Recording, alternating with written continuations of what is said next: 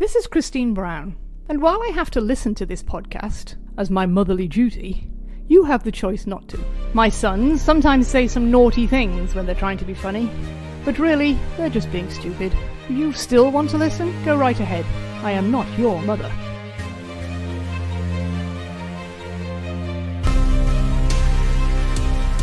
Welcome back to the Patriots Dynasty podcast. I'm your host, Andy Brown.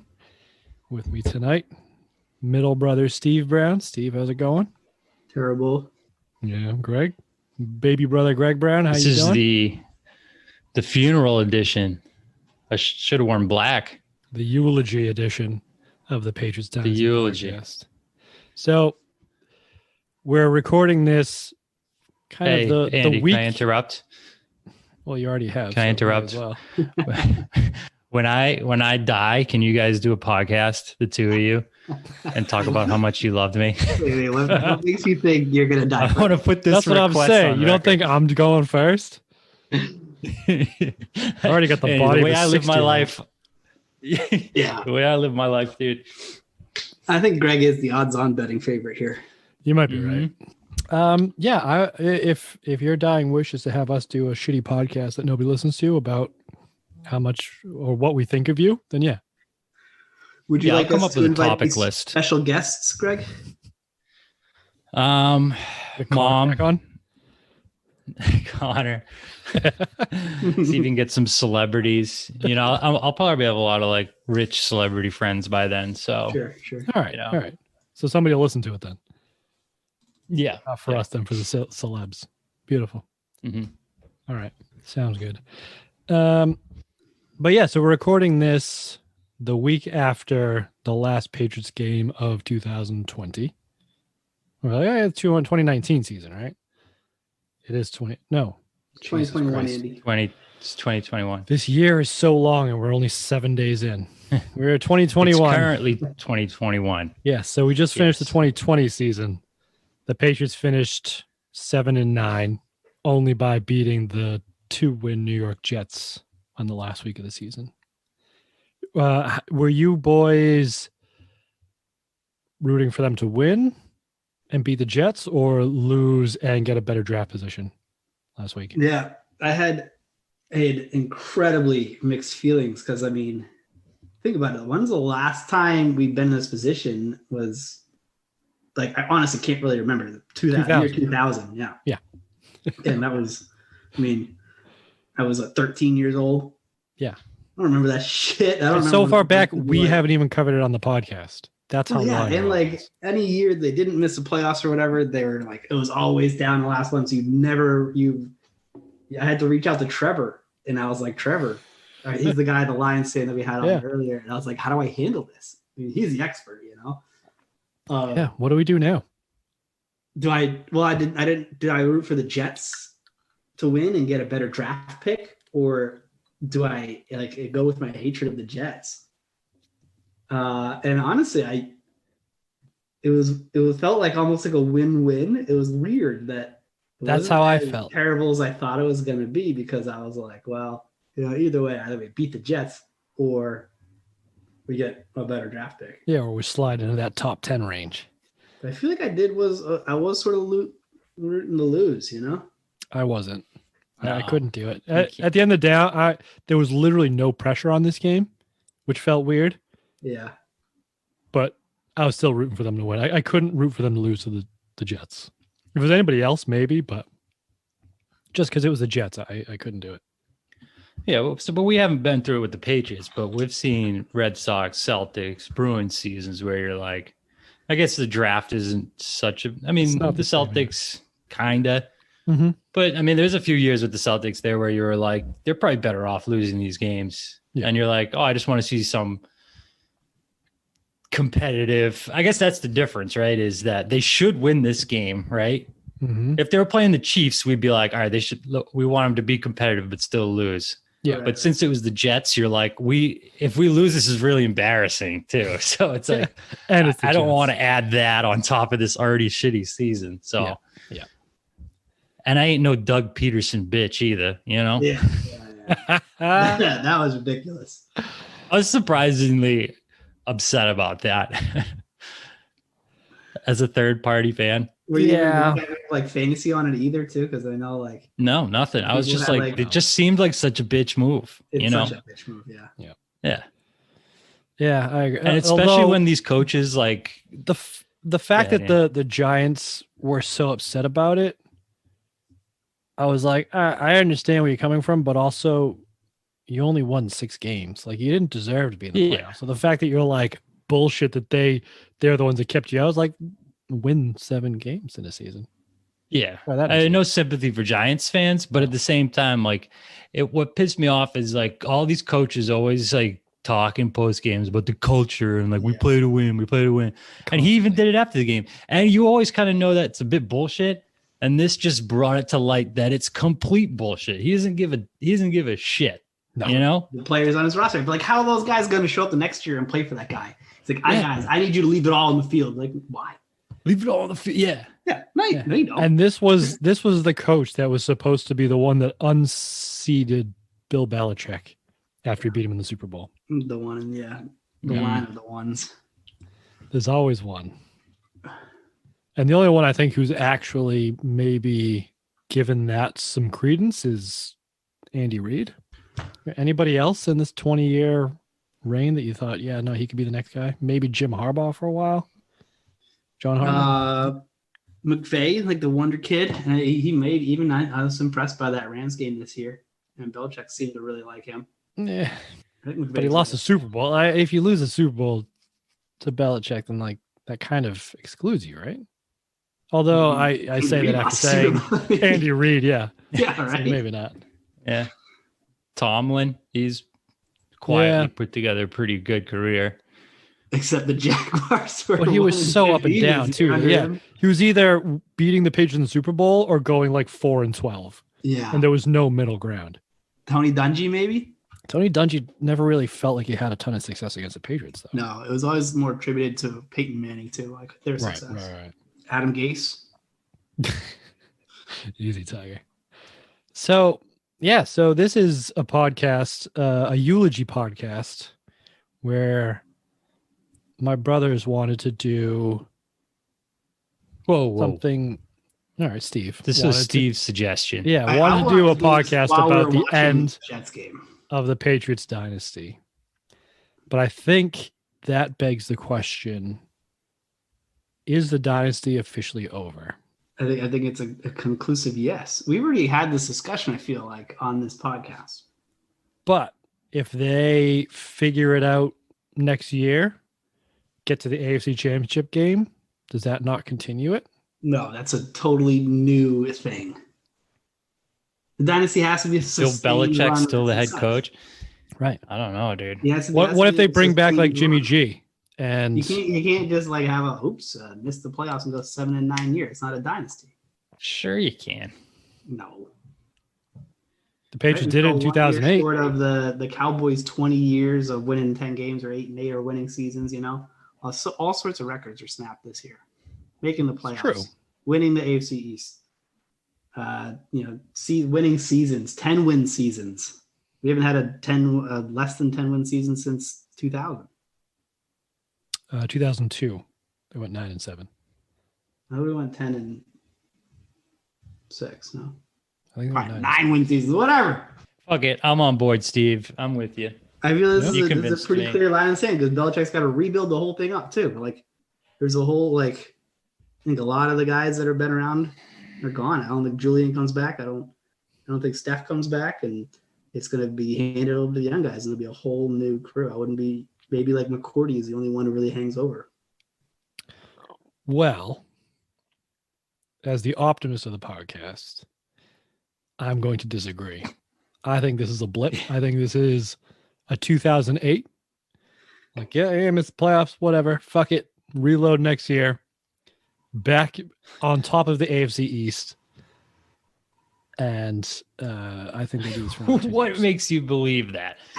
'Cause Blind we also, optimism? we also have Andy on record going 12-4 was the Patriots' record this year. I think Yeah. I think I was the lowest win total this year out of all of us. I think Greg said 16-0. Well, yeah, but that was being facetious. either way, none of you picked 6 wins. So Well, tell me the truth, though, Andy. Are you saying that like as a fan, or are you saying that as a logical human that's looking at it from an objective view? I don't think you can be both. I think you can. I'm glad you're admitting that about yourself. I'm admitting about all of us. I don't think any of you are. You don't know shit about football, is what you're telling me? So you are So just all pure your- homers. Got it. All your opinions are completely moot. All opinions are moot. Fuck out of here. I've cornered you, Andy. You have not. As a fan, I'm allowed to have optimism, and I'm allowed to Yes, share. I am not like, don't get me wrong. That's not like I have no optimism, but I do think that dynasty with the Belichick and Brady built and went on that big ass run for 20 years, that is its own thing now. And whatever happens, even if we do go back and win the Super Bowl next year, that'll be a different dynasty. I'll view that. If they win the next 5 Super Bowls, that'll be a different dynasty. But what if they So just we're win sort the of- one more? You're not going to tack that onto this dynasty? Then it wouldn't be a second dynasty. It would just be a winning season, just like the Eagles had, right? Yeah, Well, the I was Eagles of the didn't have opinion it that coming we off of already a- had 2 dynasties. What? I think we already had 2 separate dynasties. I think Yes. the early years where the defense was leading the charge, I think that's one dynasty, and then the post 08 where it was like a completely different like approach to the game. I think those were, in my opinion, 2 separate dynasties. I agree. Yeah. So I think if you start over with a fresh quarterback, to me, that's definitely a line of like, okay, this is a new thing now. Yep. And like those 2 dynasties definitely existed as 2 separate dynasties, but they're tied together because same quarterback, same coach. Yeah. The same sort of system. A lot But of that's the literally same the only players. 2 people that were part of both of them, right? How many players won the stripes. 2004 Super Bowl and then the 2000 and Dante Scarnecchia. Yeah. He's part of the 1985 Super Bowl team. I think he was. But did he start like 83 or something ridiculous? It's something ridiculous Yeah. like that. he's gone. So the too. dynasty's over because he's not here. That's a Yeah, hot That's take. true. Mm. But like Casero's gone now too. He's been there for 20 years. Mm-hmm. I would be willing to bet that Josh McDaniels gets a head coaching offer and leaves as well. Doesn't sound like it, but maybe. The Chargers, maybe. Maybe. But I don't know. I'm not ready to call it over yet because I'm thinking maybe from the stance of the podcast of when do we stop doing this? And I think if they continue to be good next year onwards, I don't think we're going to be like, stop doing the podcast because the dynasty's over. And are you really thinking like 40 years in the future? At this point, it will be 40 years at the rate we record episodes, but yes. I mean, can we do the math here? I mean, this Let's question record will every be. game I that you think I got. did the math, and it was 362 games or something Uh-huh. before this season. So if it ended at the end of 2019, that was that many weeks. Was what, like 6-ish years, 6.5 years? Yeah, but say we An do episode one every week. Say we do a recording 2 out of every 3 weeks too, because we ain't gonna stick in this. I ain't gonna talk to you guys every week for the rest of my fucking life. Mm. Can't handle that. Cool. The only reason we're doing this is because we're locked down. This is true. I feel like I'm on a little trip right now, but I'm sitting in my goddamn bedroom. Put your seatbelt on, Stevie. That's great for an Road trip with audio your medium. buddies. Nicely done. Yeah, for those listening, Steve just secured his seatbelt. You just pantomimed putting a seatbelt on. Click. Is that good? Oh wait, I got you. Sounds like you from your baritone days, Steve. Mm-hmm. Oh shit, that was me from my trombone days, baby. That's true. Oh, we're all horn players, huh? But yeah, we're all the What did brass. you We play, should Greg? start a fucking jazz band. What do you mean? What did I play? Did you play an instrument? He played trumpet. I was the best fucking trumpet player in the tri-state area. That's Not a not fucking true. chance. At all. Not a chance. I used to sit at the back and not actually play it, but press the buttons on the top. That's part of a baritone. And just be like, please, please don't fucking. They used to like pick people randomly to like play to get the tune. Be like, okay, play a B flat or whatever. And I'd be like, just please don't pick on me. Please don't pick on me. You can't fake that with a trombone, because if you're doing the opposite thing as everybody else, that's true. It's blatant. Yeah. You can fake it like a motherfucker with the baritone. No one knows. It's all I'm used to fart know. noises, anyways. You know. Well, didn't Dad write about that in the Christmas letter about how you used to approach all the songs as a race and you would always finish first? Yeah, that's a bold-faced lie, but half those Christmas letters are bold-faced lies. So he definitely embellished it. Whatever helps you sleep at night, great. Steve. That's great. Steve's just finishing off halfway through the song. That was Song just looking done. around. What are you guys doing? Stands up and walks out. I Great finished. I visual. know what you guys are still doing. Leave the baritone behind. Take the mouthpiece with me. Oh shit. Yeah. All right. But let's operate under the assumption that this dynasty is over. Okay. Okay. For the purposes of this episode, even if we have a disagreement. Okay. All right. I'll give you that. So if you want to do that, would either of you like to say some words? Anything you'd like to get off your chest? No. Yeah, I just want to say that like an underrated part of the Patriots being so good is having something to live for as a fan. Yes. Or a person, like, because life sucks, right? And life sucks even more now because like social media blows, everything sucks. You can't go nowhere, can't see friends, family. And just having like in the back of your head, I'll just get through till Sunday because it's the Pats on Sunday. You're planning your week around it. You listen to podcasts, you watch TV, you watch YouTube, and you're all just getting hyped up all week for these big games. And they gave that to us for fucking 20 years. 20 and that every single year for 20 years when this time of year came around. And it's the worst time of the year, like after New Year's. Absolute worst. Every year they gave us weeks and weeks and weeks of meaningful. Let's get through this week by waiting for the game on Sunday. A meaningful And it didn't game. even matter how the game went, even though the games went great, but just the fact of that lead up of getting yourself hyped and like reading about it and thinking about it, that's worth more than anything. So I want to thank. Yeah. Be it a win or a loss, the games were always like exciting. I can only imagine a couple. Yeah, they didn't. Their biggest Super Bowl margin of victory was the most recent one. Yeah. And what was the score of that? 10-3 or some shit like that. Right. 13-3. 13-3. They won by 10 points. Yep. And that was off our garbage time field goal, basically. What if we do a fair bit of bests and worsts? And that was Greg's best about being a fan. What's been your worst part about being a fan through all this, Greg? I guess it's kind of like a double-sided coin there, right? Where it's like draining to a certain degree of this. Like there is something refreshing about this year of like, I can watch a full weekend of football and not give a shit.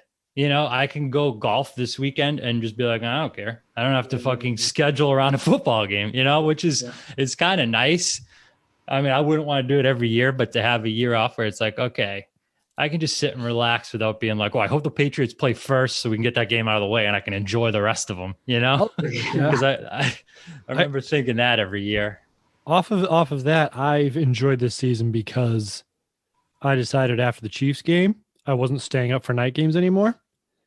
And I've slept so much better this season because they play so many like primetime games, especially like the last few years too, for some reason. It's always like a Sunday night or a Monday night. And my week gets wrecked because I'm fucking old and I need my 8 hours. So if I don't get that, I'm wrecked for the week. So I've just decided this year that I'm not going to watch the game live if it's a night game, and I'll just wake up early and watch it the next day. Sure. And I got to not have to watch the Bills game because I woke up and happened to see the score before I turned it on and thought, that's not worth it to me. So I didn't watch Just to recap, Andy, the worst part about being a fan for you is staying up late to watch the exciting games. Okay, just making sure. And what was the best part about being a fan, Andy? That's as bad as it gets. Relatable content right there. As bad as it gets. When I've already had my warm glass of milk, and then they go to overtime. Bro, I go to bed at fucking 9:00 nowadays. Cool. So games that go on till midnight, that's 3 hours past my bedtime. Like, fuck that noise. Yeah. Get up at fucking 5 o'clock. What's your best, Andy? Just give us your best part about being a fan. The 1 o'clock games, or what 1 o'clock games? They don't play 1 o'clock games. complaining about the rest? Is that your best? My best is that we have so much content to go through because it has been 20 years. And I think also underrated that nobody really talks about is I feel like the success of the Patriots has elevated the other sports teams in Boston. Sure. Like before 2001, how many championships had we seen in our lifetime? Any? For like across the sports. None that I can think of. Right. But as soon as the Patriots started winning on a regular basis, now all of a sudden there's this focus on excellence for all the other sports too. So we've seen now. You think so? No, I think Andy's right. I think there has been at least more pressure on them to also be good. Yeah, because this was never a Patriots town. This was always either like a Red Sox town because they were the Cubs and because they'd never fucking won, which not a great look. But you're telling me there was no pressure to succeed on the Red Sox before the Pats won? No, not that, but the pressure was amplified. Yeah. Maybe the Red Sox aren't a great example, but the other two teams, I think.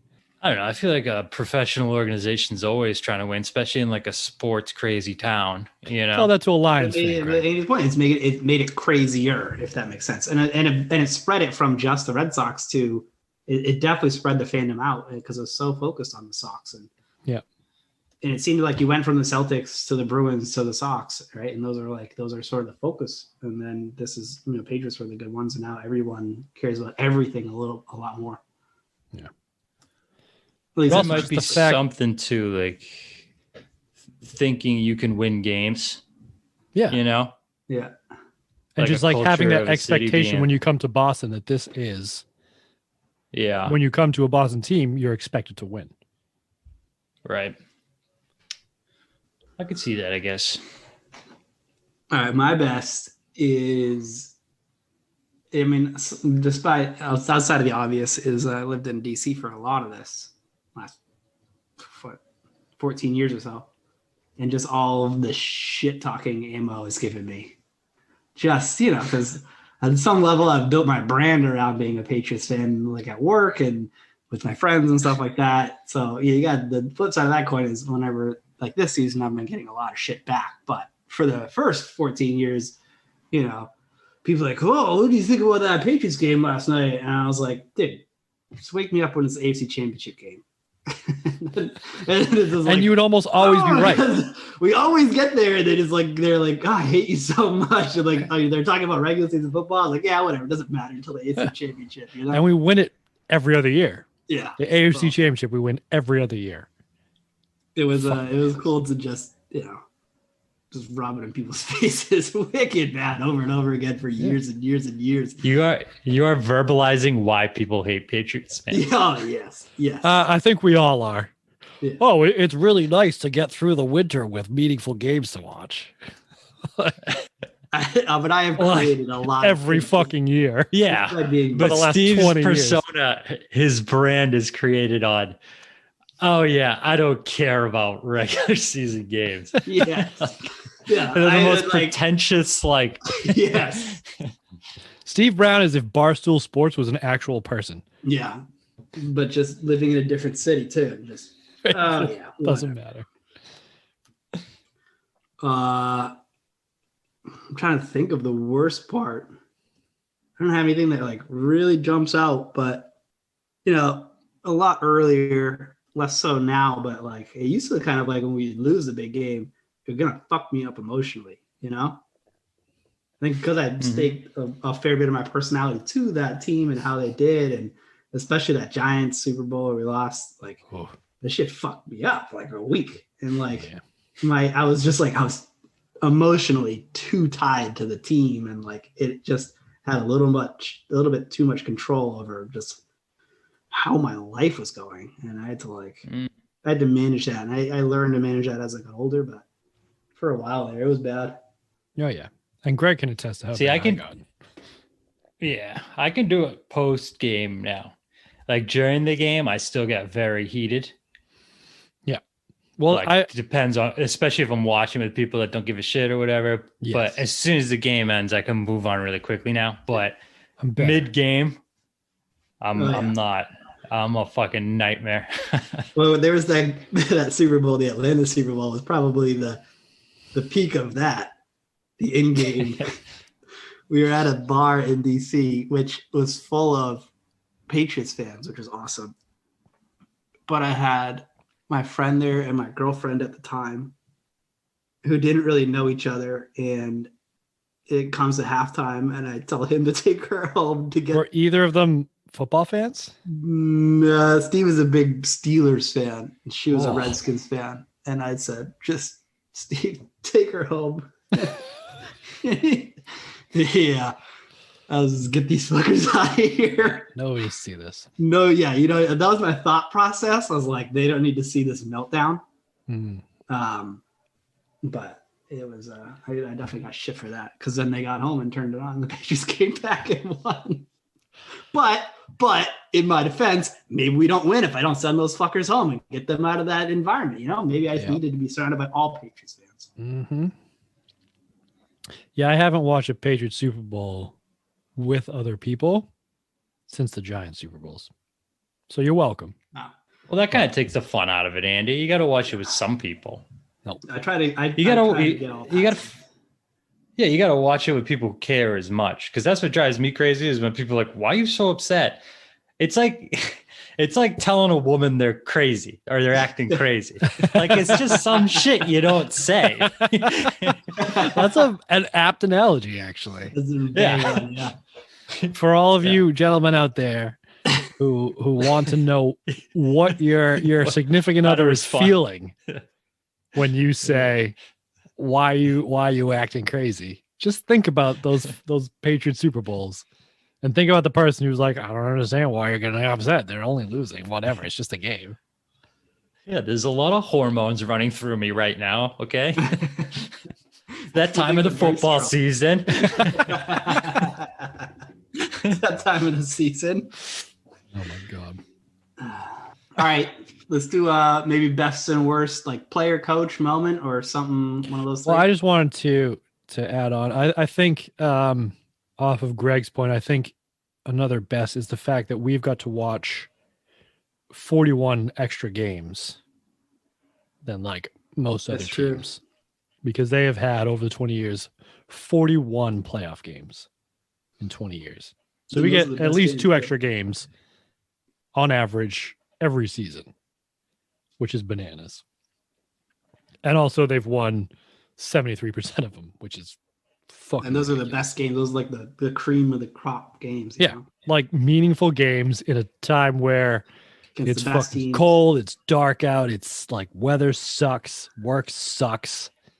You're in debt because you spent too much money over the holidays buying people shit. Yeah, you've got the Patriots there, they're winning games. Yeah. But like, and then also the other edge of that sword is that, and we've kind of touched on this before, at least I have. You have that expectation every game. So watching the games, Steve talked about this a bit for this season where it's not there anymore, but like you go in expecting them to win every game. And so to Greg's point, like if they're not winning or they're not winning the way the Patriots should be winning, or they're not playing the Patriot way this game, it's super frustrating. And a lot of the games I felt, like even regular season games, were like frustrating until the end when they won, because because it's like, well, they should be beating the Dolphins by 2 touchdowns, and they're only winning by 3 up until the fourth quarter. It's like, what the fuck is going on? Interception in the red zone. What the fuck? Yeah. Yeah, exactly. And then like you were talking about, Steve, when the Patriots would lose one of those random games, you just get like so. Like we don't know how to deal with losses, which is again the reason why everybody hates us. But when they do lose, they're not supposed to lose because they don't ever do it. And so you kind of go into the game with that mentality as well. And so I felt watching games, like regular season games anyway, got to be like almost draining for a while. But it was worth doing it because you knew they were going to win 12 of these every season. So you may as well like stick it out to the end because it's Brady. And no matter how they're playing, they're going to have a chance at the end. But if they didn't get over that hump at the end, you're like, what the fuck? The season doesn't start until the championship game. I already said that. That was sneaky why 07 was so awesome, because you had high expectations and then they went in and like exceeded it and just shit stomped everybody in their way. And then even towards the end of the season, like all the games took on that extra importance because you wanted them to finish the season undefeated, you know? Which is why the 07 Super Bowl was so shattering. Oh, yeah. Was because they had done it all the way. Yeah. That's like fucking, speaking of worse. Yeah. Oh, so all right. That's so to Steve's point, let's do best and worst. Let's start with games since we're on the topic already. Then the Super Bowl can't be part of the worst then. Well, all right, we could do best and worst playoff games and regular season games. Well, let's just do you can't do that one Super Bowl. All right, that's fair. No Super Bowls. Those are too easy. Yeah, that's true. Yeah, I think those are a given. The best is the Atlanta Super Bowl or. Well, any of the Super Bowls or any of the Super Bowl wins. And the worst, the Super Bowl losses. Yeah, Super Bowls are out of contention here. All right. So give me your best game, Greg. It's like a Sophie's Choice of Super Bowls, you know? Like, how am I going to pick between my children? Like, they're all so beautiful. And I love them all so much. And I want them all to do well in life. By children, you mean brothers, right? I meant by Super Bowl victories. All right, so Steve, Greg, give me your best game that's not a Super Bowl. I mean, I think you know what that game is. I think I do, but I want to. I've said it multiple times in this podcast. The Snow Bowl against the Raiders it might be the best game. Again, it's hard to vote against the Super Bowl, but I think just when it occurred within the Dynasty, the last game at Foxborough, the snow, the basically like. Everyone like making like their coming out party for like a bunch of players. The environment, the fucking retro of it. It was just a fucking beautiful. It's football. That's football. Yeah. You know? Yeah. I agree. Like even the Super Bowl against the Falcons, like that was like it was like a track meet. Yeah, it was a track meet where it's like the Snow Bowl was like, that's fucking football. Yeah. And even that last drive that we never really remember where they went for it on 4th down so they could get a closer field goal. And like everybody was just. Yeah. And everyone like gets up from being tackled and their face masks full of snow. Exactly. It's just like, so football. This is just the coolest visuals ever. And there's David Patton catching every single pass on his knees. Yeah. Just because he can't stay on his like feet. A foot and a half of snow. Yeah. Brady spiking the ball and falling over. Same like when you like think about the old school NFL games, like the Ice Bowl, and like they're always like crazy weather makes like an okay game like legendary. And that one was both the crazy weather but like an actual legendary game where Vinatieri was kicking, hard field goals in perfect weather in the middle of a blizzard. Yeah. Yeah. And the fans too, like you talk about Patriots fans being kind of spoiled. Like you could just watching that game, like the shots they showed of the crowd, like those were not spoiled fans. There's like shirtless dudes, shit-faced, throwing snowballs at Phil Simms. Yes. Yeah, that have a 2-hour wait till they can get out of the parking lot after the game. Yeah, not getting home till 3 a.m. Then they got to be at work next morning. That's without the snow. Imagine how long it took to get home that night. No, that's what I'm saying. Yeah. Not getting home till 2, 3 a.m. Ridiculous. All right, so that's your best game. Do you have a worst? Less to choose. You guys from. do your best, and then I'll think through. I have That's one. fair. I do have one in mind. All right, Steve, give me your best. No, we'll do best first. Mine is the Amendola game. Ooh, Yes. Yeah. Playoff game That's against up the there. Ravens. That's a great Not one. only did it have two 14-point comebacks, Ravens are wicked good at that point. It also had the learn the real book, bitch, post-game thing from Brady to Harbaugh. And it was just like, and they pulled that shit on them. It was like, and they were just like, you could tell the Patriots, that was almost like as hard fought as a Super Bowl that year because they were just like pulling all the stops. They were just fucking going hard. Yeah. And it was like, it came off the heels of that long like Super Bowl-less streak where we were wondering if they were gonna ever get one more. Yeah. And it was like, oh, the Ravens, we should beat them, but they kind of have our number to. But is it real? And then they're the immediately one go down team that's not 14, scared to you're come like, to Gillette and give you the business. Yeah. And then we come back and we're like, all right, back in it, and then immediately go down 14 again. You're like, what the fuck, dude? And then they come back again. You're like, oh, it's destiny now. That one was really satisfying. Really satisfying. Really satisfying. Oh, I'm torn, I have to say. I think I would probably go with the game after Greg's. The 0-1 AFC Championship game against the Steelers. Because you have the Troy Brown blocked field goal lateral, which is probably the most Troy Brown play ever. You have Brady going down, Bledsoe coming in and throwing the game-winning touchdown after everything he's been through. And the fact that they were such underdogs that at the beginning of the game, Gil and Gina were like, even though everybody's expected them to lose, the Patriots have actually shown up to this game and will play tonight. Like they were such underdogs that everyone's like, there's always all this talk about Steelers fans booking their tickets to wherever it was. Where was the game? It was in New Orleans. New Orleans. Yeah. They're all booking their flights already because it's basically a done deal. And a Troy Brown punt return. And the Troy Brown punt return for a touchdown too. Yeah. Troy Brown block field goal. Yeah, exactly. So just all of it, I think. And it felt like that was such a prototypical Patriots beating a team that's probably better than them that you saw in that, if you want to call it the first dynasty. They had a bunch of those where they played above maybe their skill level as a team to beat a better team than them. And it's it was validation of like that Belichick theory of all three phases of the game where like everybody knows special teams doesn't fucking matter. Like, logically speaking, until it does. Matter. And then in the AFC Championship game, you have a punt return for a touchdown and a blocked field goal return for a touchdown. Yeah. Those are the deciding scores. Honorable mention. You score one offensive touchdown from your backup quarterback. Honorable mention is the Jonas Gray game.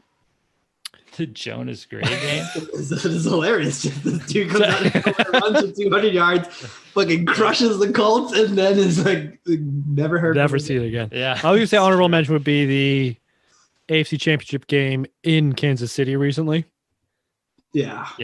That game was an absolute, like, one for the ages. That's almost too easy. That's why I did meaningless games, because I like that one, Steve. Like, meaningless game, like, but it just was cool because of one thing. Like, I would say the first game against the Jets when Randy Moss got there. Yeah.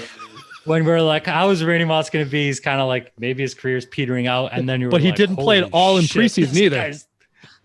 Yeah. That's where he came up with the celebration move too.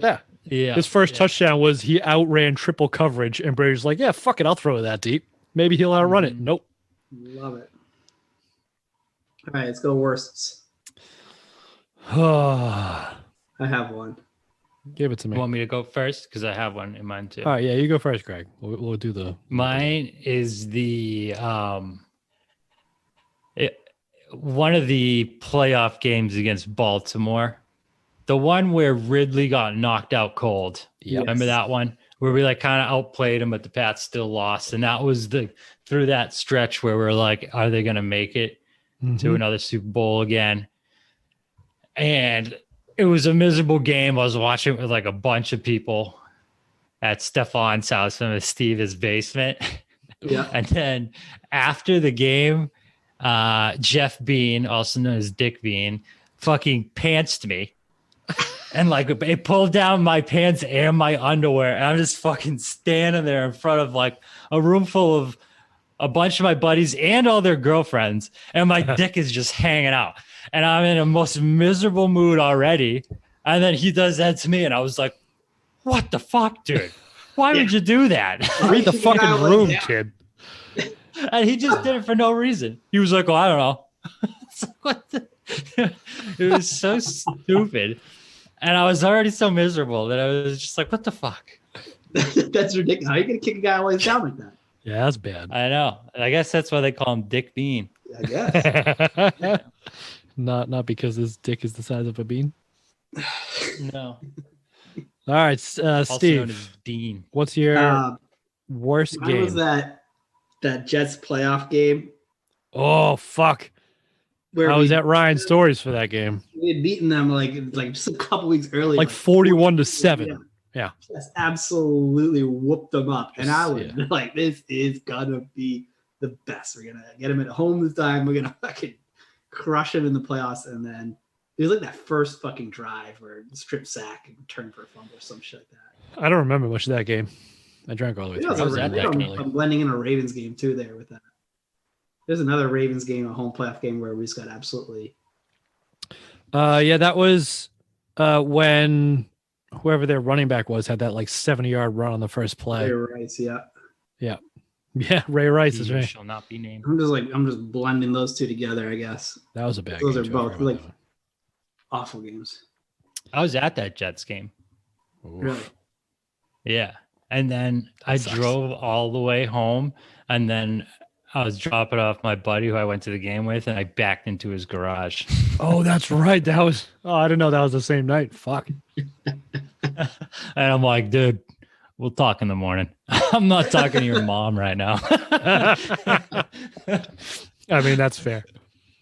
Yeah. All right. My worst, a little different. It is last year's wild card game because it was the last Really? game of Tom Brady playing for the Patriots. And the fact that he went out like that and his last play was throwing a pick six.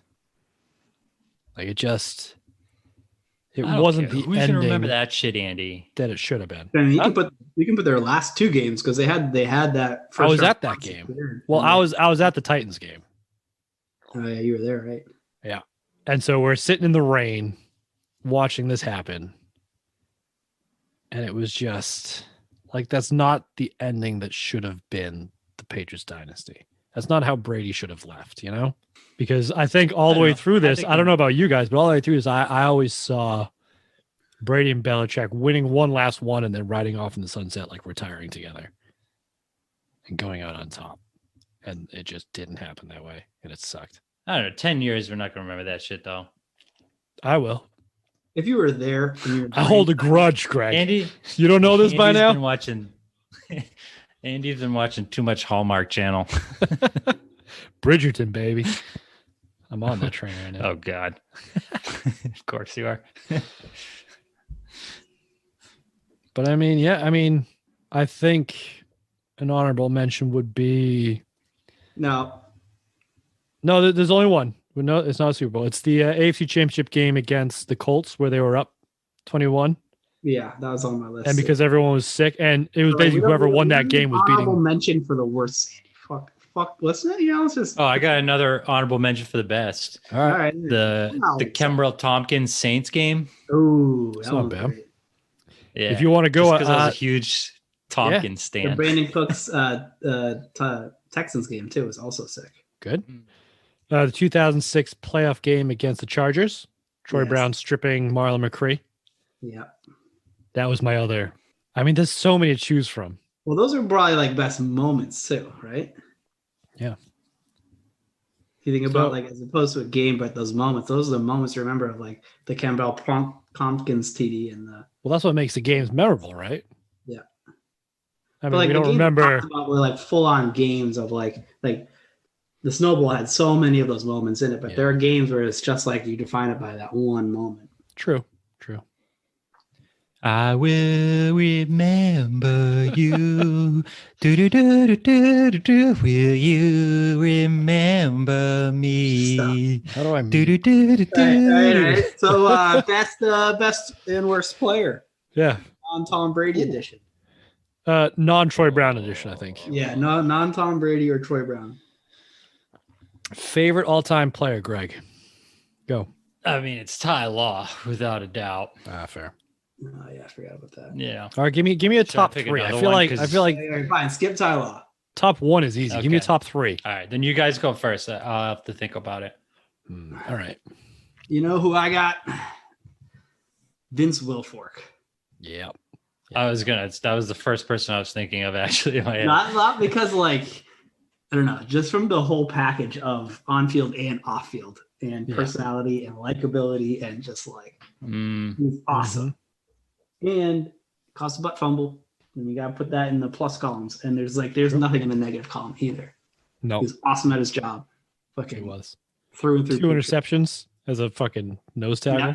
And that one he had the game-stealing one against the Raiders early in the year. I remember that. It was like week 1, and we're like the Raiders sucked at that time. Yeah, and they were beating us bad, and they were about to win, and he fucking caught it jumping over it, dude. He was just awesome. I loved him. All right, let's do a snake draft here so no one steals any. Oh, all right. I like that. Okay. So Steve went first. Yeah. I call second. Okay, go ahead. Wait, let's start from the top then, because no Brady, but everybody's on the table. I got Ty Law. Andy, you got Troy Brown. Steve gets Vince Wilfork. Again. All right. All right, so Let me write this down. I'm gonna write this down so we can. Steve, I get to go again. Okay. So Matthews. it's Greg, Andy, Steve. So Greg does Ty Law. Yep. I get Troy Brown. Troy Brown. I do Vince Wilfork and Matthew Slater. Oh, Matthew Slater. That's a deep one. All right. Oh, So Vince Wilfork. Also, same idea. Awesome on the field, even though he plays a less premium position. No negatives off the field. Consistent. Everybody loves him. The emotional heart of the Patriots. Yep. Hall of Famer. I feel like I would be a bit of a fraud if I didn't pick my team MVP. So Kevin Falk is my second pick. Okay. He like basically has been, and I completely forgotten this until we started doing this podcast, but he has been in 2002 and 2003 basically the reason the Patriots offense actually does anything in a lot of these games. And I forgot how clutch he was. And obviously, like, I probably knew it on some level because like I had this love for him. Right. But going back and watching these games, it's like you can see why. He's that tough as nails guy. He's always reliable, always gets you the exact amount of yards you need, even on the 4th and 2, where I still think he got that 2 yards, even though the replay was inconclusive. But Kevin Falk, my number 2 pick. Greg. It's a pretty good pick. I'm going to go not outside the box here, but I'm taking Randy Moss. Yeah. I know it was a short stint, but it was such a perfect relationship. I mean, he played in a lot of places, and he's probably going to go down as like a Viking more than anything. But yeah, I think in his heart of hearts, yes, I agree with this. He thinks that like New England is where he was meant to be and play.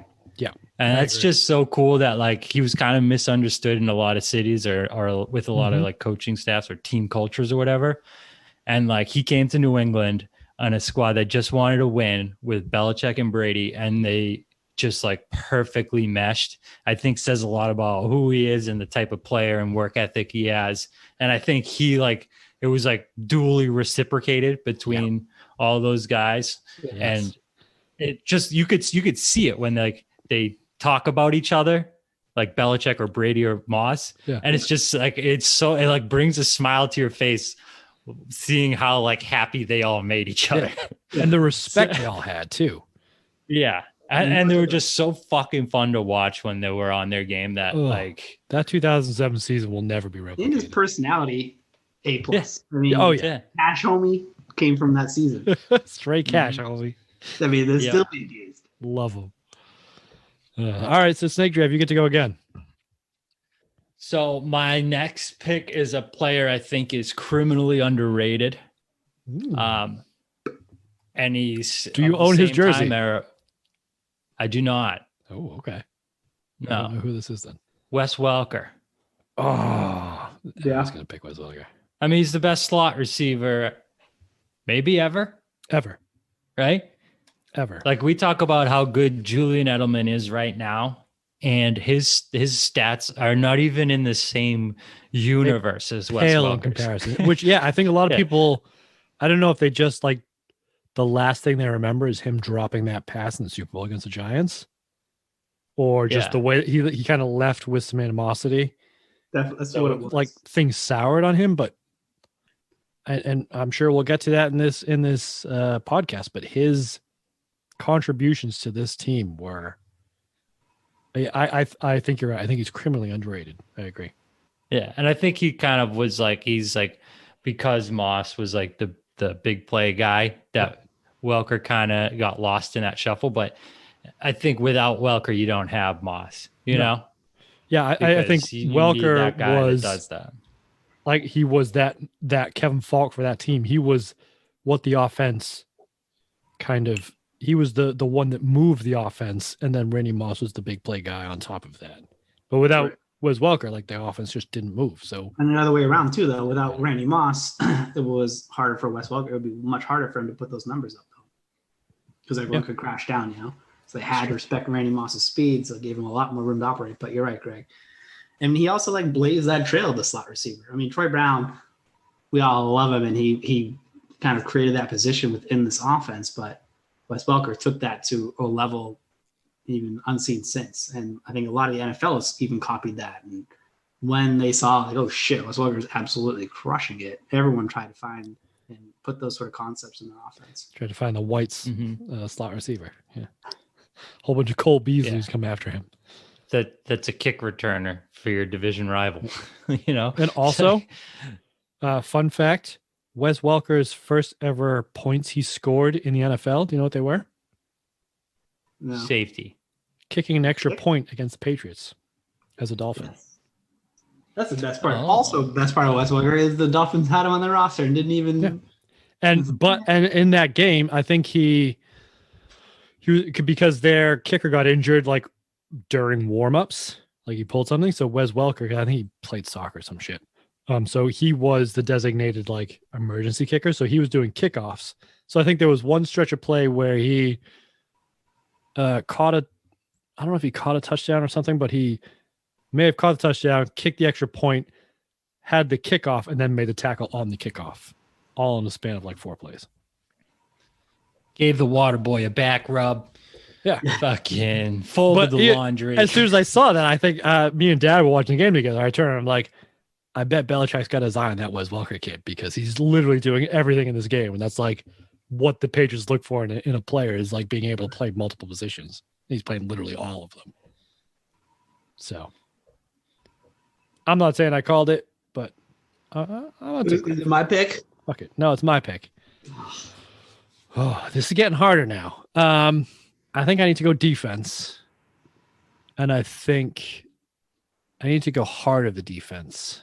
Oh, that's tough. I think I could go Teddy Bruschi.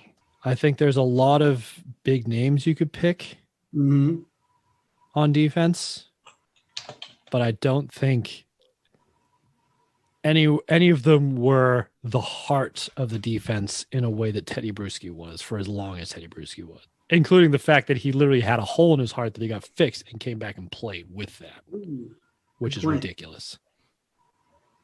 And I think not because he was kind of almost how do I put this? He was kind of a linebacker when linebackers were changing. Like linebackers used to be the thumpers. You were choking up there, Andy. A little bit. Like he was He was. Linebackers are like, they were kind of changing at that time, like the early 2000s, where they weren't just thumpers anymore, and they weren't just neck rolls out there just fucking throwing their bodies at running backs.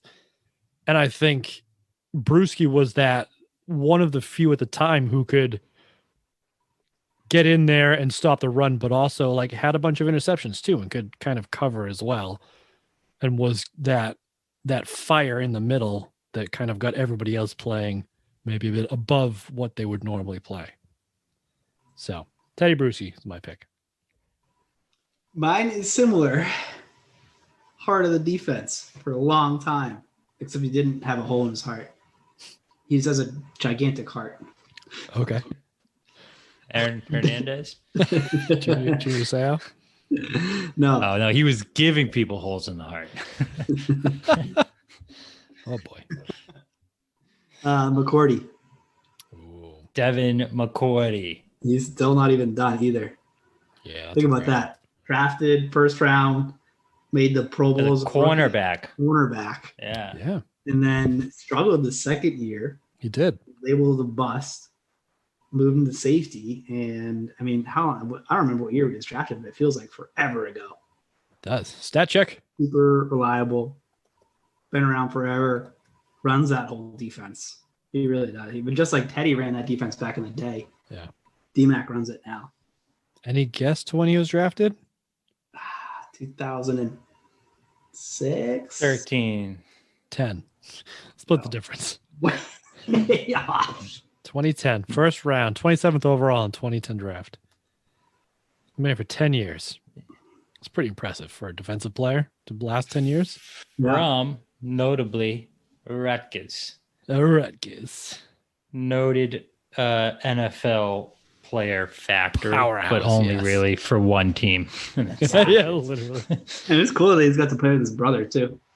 Yeah, that's really cool. I bet he's That when they did the 3 games of glory, and they had the McCourties after the Kansas City Chiefs AFC Championship game, just like singing and dancing in midfield. That was great. All right, Steve, you get another one. How many rounds are we going? Because Let's do 5. All right, well, then let's speed it up. We Yeah. don't need a fucking 15-minute spiel about everybody. Right, All right. pick 2 then. Give me 2. All right, it's you, right? Yeah, I'll do James Devlin. Stupid pick. What do you mean, stupid? Get fucked, Greg. And yeah, I used rooted there, but that's okay.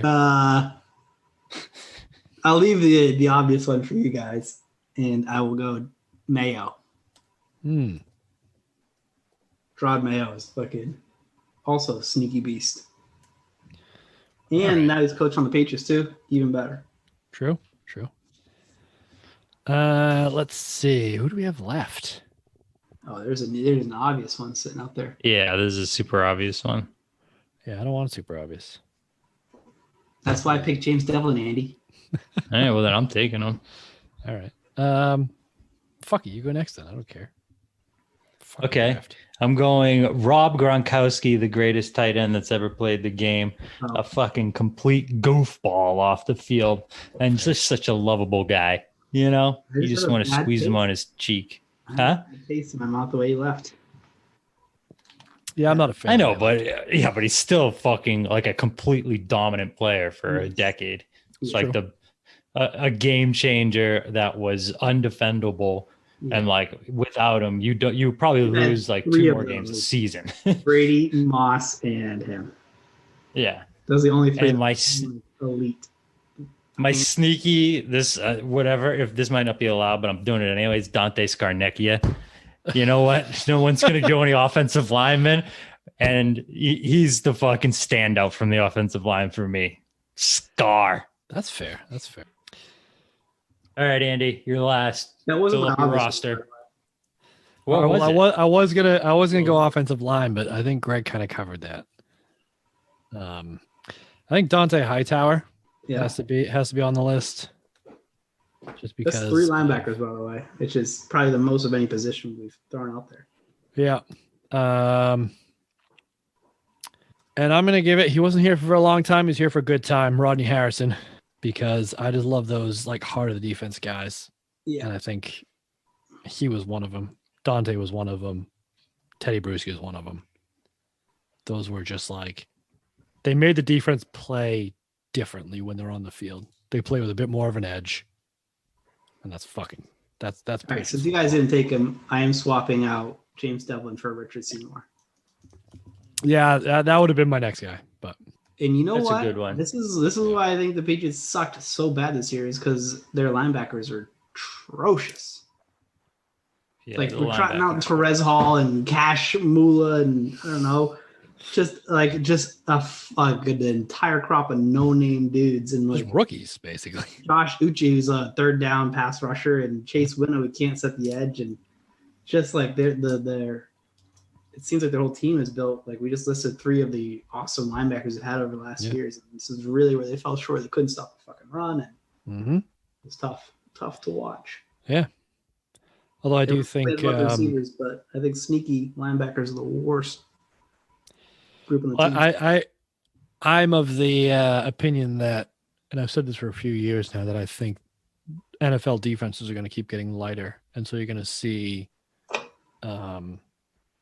more like extra safeties in spots for like where you would actually have a linebacker. You're going to switch out a safety instead, sure. Which is what the Patriots started to do, because you can still do a good enough job against the run with that, with like a 3 safety and then one of them in the box, like a Pat Chung sort of guy. Assuming your other linebackers actually are fucking right. But they'll also be able to run with tight ends and kind of run with slot wide receivers and shit like that. So I think you'll see more of that in the future. Biggest missed opportunity of the dynasty is the Hernandez Gronk combo. 100%. That would have been so sick for so long. Mm-hmm. Like those 2 guys together were just the NFL was not ready for it. They were not ready. No, that would have been and it just won't happen again. I feel like. Right. I agree. Unless we get Dalton Keene and Asi going the next year. I mean, the Patriots have drafted tight ends pretty consistently for a long time. Daniel Graham, Ben Watson, Gronk Hernandez, and now these 2. We'll see. Yeah. All right, any other best and worst you guys wanted to put out there?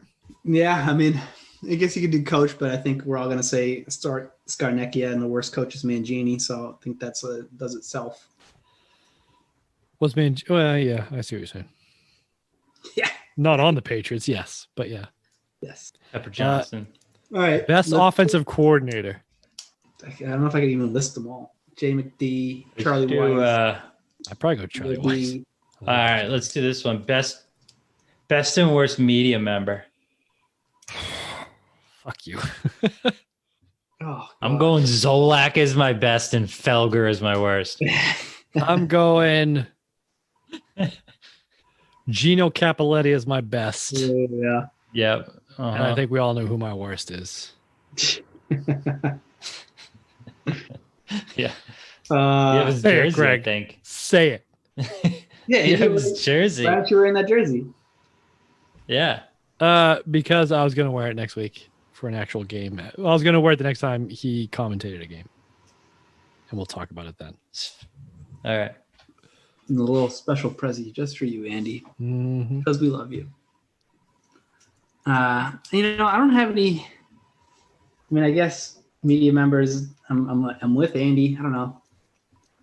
I guess anybody on Boston Sports Talk Radio is also Dan Rodney sucks. Mike Reese. I'll give Mike Reese a fucking shout out. Yeah, Mike Reese is. I know you love him, Steve. You know, also Jeff Howe is Jerry Thornton too. Jeff Howe writes some good shit. I like Jerry Thornton shit. Yeah. He's a bit of a homer for me, though. Oh yeah, well, I like Homer. I'm down with that. He's very much. He reminds me of Andy. Listen, honestly, for everything to spin zone. He's smarter than Andy, though. You know. Listen, he knows his shit. Yeah, he knows his shit. He just everything's spun to be pro Patriots. Mm-hmm. That's the kind of content I'm trying to consume here. Okay. Yeah, that's the kind of content I'm trying to make on this fucking podcast here. Not with me around, big fella. They call me Mr. Balance. Call you Mr. Fence Post. Mr. Accountability. Mr. Can't make a decision. You guys are idiots. Oh, I got decisions. Yeah, all right. I got decisions coming up my butt crack, Andy. Okay. I got to sleep on my stomach so I don't fuck up my sheets. Okay. All right. Anything else you want to touch on in this? All right. Best and worst uniforms. I don't know. I have no opinion on this. Yeah, I don't know. The Reds are the best. The older, the better, pretty much. Yeah. I Agreed. think Mama Brown would disagree. Yeah, but she's got PTSD. It's true. All right. Best and worst kickoff times. Best is 4:15. Worst is anything after 8 o'clock. So we can get all lubricated. Remember that quote from Brady? Oh, that's right. He likes the late kickoffs because we get all lubricated before the game. And right. you know what? I took that to heart. He got shit for that too. And then I missed the game because I was in the fucking drunk tank. Thanks a lot, Brady. You owe me $50. Best and worst Patriots related quote. Oh. Straight cash homie's got to be up there. Yeah. Straight cash, homie. Yeah. We already talked about that once. The intro to the Steelers playoff game, I think, is top for me. The worst quote was whatever that Steelers defensive back said to Brady. Yeah, Found him in the end zone after he throws a touchdown on him. yeah, it was bad. Was that Yeah. 07?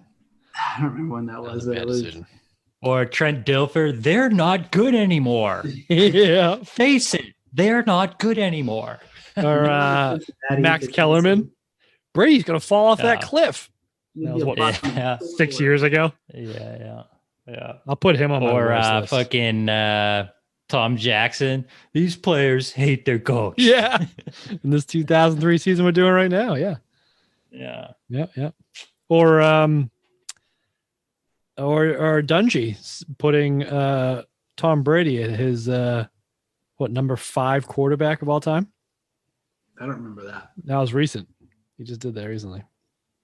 Damn, fucking Dungy. Yeah. Let's see. No one Oh. Was it against the Patriots when Peyton Manning was like, "Oh, we had protection problems"? Yes, it was. Yeah, That's really that could be a best quote of all that time. quote right there That's is not what bad. made me hate Peyton Manning. That is like the root, Greg. Because I was like, you know what? Tom Brady would never fucking say that. Never Yeah. fucking Tom say Brady, that. it's on me. It's my fault. And I'm doing. And I don't think Peyton Manning was wrong either. No. He's right too. Yeah. Because didn't he throw a Mike Vanderjagt under the bus too for missing a field goal against the Yeah. Steelers? That He was always deserved good. that though. Oh, and then another quote we already talked about tonight was the learn the fucking rule book. Yeah, that's a great one. There's a lot of quotables. I like we're on Cincinnati. I think that's a classic That's a good one. to add on there. Also, Gino just going, "It's good, it's good, Yeah. For Super Bowl 36 on that field goal. it's good." Yeah. Yeah, that still gives me goosebumps every time I hear it. Yeah. I gotta say, this has been really helpful. You know? Yeah. Feeling better, Steve? It has, yeah. I feel way better. I was You got a little more pep in your step. feeling all pissed off today. And all right, one last one. Best Belichick coaching decision. I got it. Well, I think they're all. Can I do worse? Because I. No, you can fuck right off is what you can do. Can I do worst decision that worked out for Belichick? Fine. You prick. Okay, this is still Patriots win, but it was stupid. When they're Greg playing Brown, the the Jets Broncos fan. in the- Let's hear it. That was my best. What was it? The intentional When they're safety. playing the. No, Oh. that's an actually legit good decision. Okay. Mine was the one where they're playing the Broncos in the cold, and he fucking he elected to kick off in overtime because he wanted Yeah, to because win. the wind. Yeah. Get fucked. Hadn't He they was already lucky to come get back? away We with were that. at that That's game. the dumbest shit I've ever heard. You were at that want the game. fucking wind instead of the football with Right. Tom Brady as your goddamn quarterback? You're That's the dumbest shit I've useless. ever heard. You're They're useless. playing Peyton Manning, and he wanted to fucking win over. You were at that Yeah, but game, they right? had figured out in that game that if yeah. they gave Peyton Manning a certain look, he would check to the run every single time. That was the game that whoever the fuck the running back was ran for like 200 yards, and they still lost after going up like 28-0 in the first half, whatever the fuck it was. I feel like you were at that game, Greg. I was at that game. You should know better. It was like windy. And as we shit. don't have the benefit of like a TV thing. It's like garbage. They announced that like the Patriots won the toss and elected the kick, and I was like, what the fuck is going on? Everybody in the stands is like, what the hell's going on? I stayed in this fucking freezing weather, this bullshit. It was that fucking pandemonium up there. Yeah. It was terrible. And the fact that you're not going 4th and 2. Yeah, 4th and Kinda 2. shocks I me. mean, That was that fine. worked out for us. That's a defensible coaching decision, as Parker touched Yeah, on. I actually didn't hate that call. I think they all are for me. Yeah, Steve, you were going to Every ruin single one of them. my ending. Potential safety, I feel, stands pretty high above because no one was even thinking that. That's like an analytics thing now. Like now they're talking about when you go for 2, when you're down, like 2 touchdowns, go for 2 and stuff like that. There's a fair bit of that in this day's game. But back then, I'm actually kind of excited to watch that game again because I'm sure the announcer's going to like lose their shit. Well, it's funny you say that. The snap hits the upright, hits the goalpost. It and does. bounces straight up, which is pretty cool. It's funny you say that because next week on the Patriots Dynasty podcast, Is that game? the Patriots travel to Denver to play the Broncos in Mile High Stadium. Get the fuck out of here. The last time Tom Brady was there, he threw 4 interceptions in the 4th quarter. Yeah, that Will he redeem himself? was 2001, right? Yes, I believe it was. Yeah, he had an awful Dude, game. that's what a fucking teaser.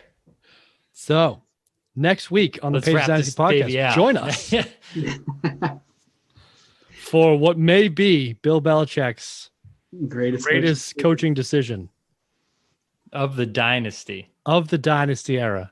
We just decided it here. There's no more discussion. It is the greatest decision. If this is the next game. Belichick's the best coach ever.